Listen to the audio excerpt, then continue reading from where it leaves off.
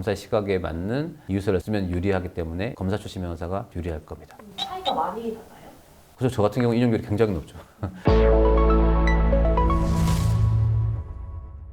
안녕하세요. 법무법인 백성의 안희준 변호사입니다. 오늘은 고소사건이나 경찰 인지사건에서 불송치 되었다는 통지를 받았을 때 고소인이나 피해자의 대처 방법에 대해서 말씀드리겠습니다.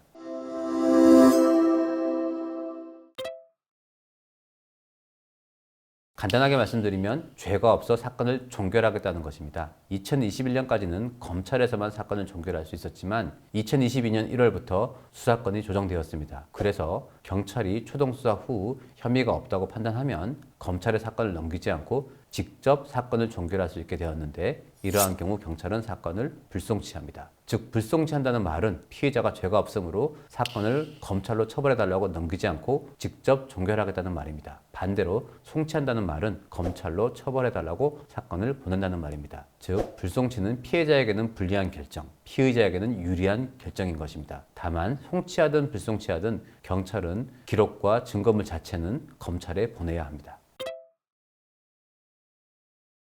아닙니다. 특별사법경찰은 특별한 사항에 한정해서 수사권을 갖는 경찰을 말합니다. 소방관, 근로감독관, 철도경찰 등이 있는데, 이러한 분야는 예전과 같이 최종 종결권은 검사에게 있고 검사의 지휘도 받게 되어 있습니다. 그래서 이런 사건은 불송치 제도가 없어서 검찰에 모든 사건을 송치하고 검찰에서 최종 결정을 하여야 합니다.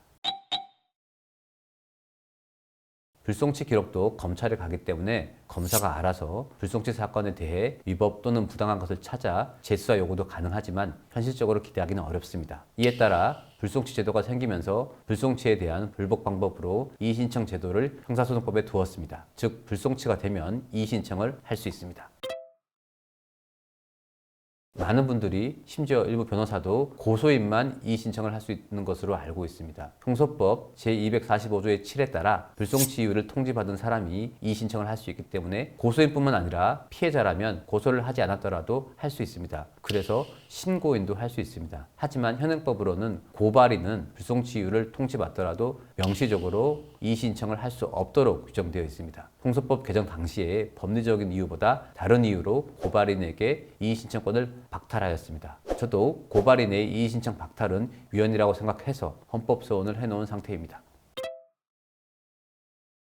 고발인이 이의신청을 하지 못하는 것처럼 이의신청 기간에도 문제가 있습니다. 법을 개정하면서 이에 대한 기간을 정하지 않은 것입니다. 그래서 지금은 언제든지 이의신청을 할 수 있습니다. 이에 따라 피의자 입장에서는 사건이 다 끝난 줄 알고 있다가 뒤늦게 이의신청이 접수되어 다시 검찰에서 수사를 받을 수도 있습니다. 다만 형소법 245조의 5에는 검사가 경찰이 불송치한 기록을 90일 내에 검토한 후에 문제가 있으면 재수사 요청을 하고 없으면 그대로 반환하도록 되어 있기에 검사가 재수사 요청을 하지 않고 기록을 그대로 반환하면 불송치가 맞다고 간접적으로 확인해 주는 것입니다. 그래서 기록 반환이 되면 불가능하지는 않지만 사건을 뒤집기는 더 어렵게 되기 때문에 검사가 기록을 반환하기 전에 이의신청을 하는 것을 권해드립니다. 실무적으로는 검사는 불송치 기록 처리가 2달이 넘으면 차장 결재를 받아야 하기 때문에 통상 간단한 사건은 2, 3주, 복잡한 사건은 2달 이내에 처리하므로 결과를 뒤집을 목적으로 이의신청을 하는 것이라면 늦어도 2개월 내에 하는 것이 좋습니다.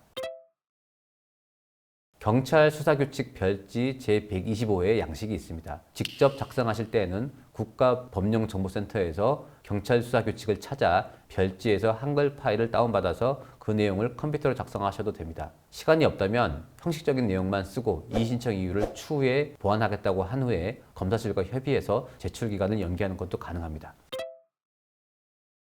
경찰로부터 받은 불송치 이유를 잘 읽어보고 이에 대한 반박을 하시면 됩니다. 반박 이유는 사실관계를 잘못 판단했다거나 법리 판단을 잘못했다고 하거나 고소 등으로 문제 삼는 부분에 대해서 판단을 하지 않았다는 내용이 주로 들어가게 됩니다. 이의신청과 항고는 모두 불기소 결정에 대한 불복인 점과 검사가 인용 여부를 최종 판단한다는 점에서 유사하므로 작성 방식과 내용도 대동소이합니다. 즉, 검사의 시각에서 이의신청서를 작성해야 인용 가능성이 높아집니다.